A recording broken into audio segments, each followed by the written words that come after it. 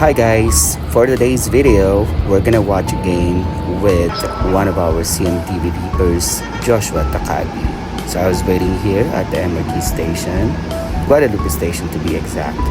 And we're gonna meet at the Centris station, Quezon Avenue station actually.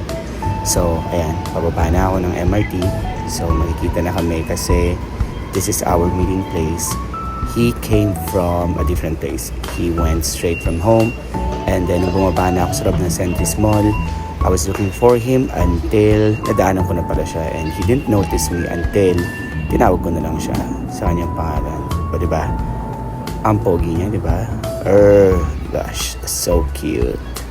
Ayan, so we moved along and we took the bus going to Star Mall sa Bulacan na near the basketball court. So because punuan sa loob ng bus, he had to stand up.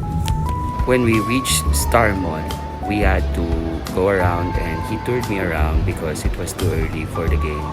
So naisipan muna namin na mag-ikot-ikot while talking about personal, love life, and something else.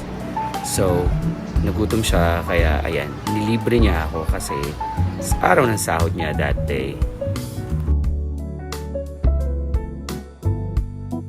I ordered dinakdakan and the pork sisig naman sa kanya.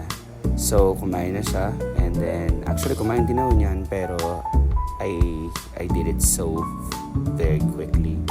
Kaya maaga ako natapos kumain.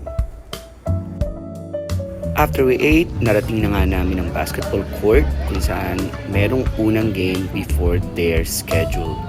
Kaya nanood muna kami ng game.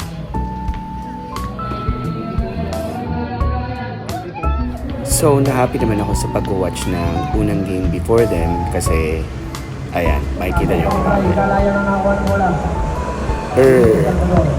O, diba? So, mag-enjoy din kayo manood din actually. Pero, very maikli lang din ang kanyang exposure kasi right after that is the game of our CMTV Reapers. Takagi, jersey number 10.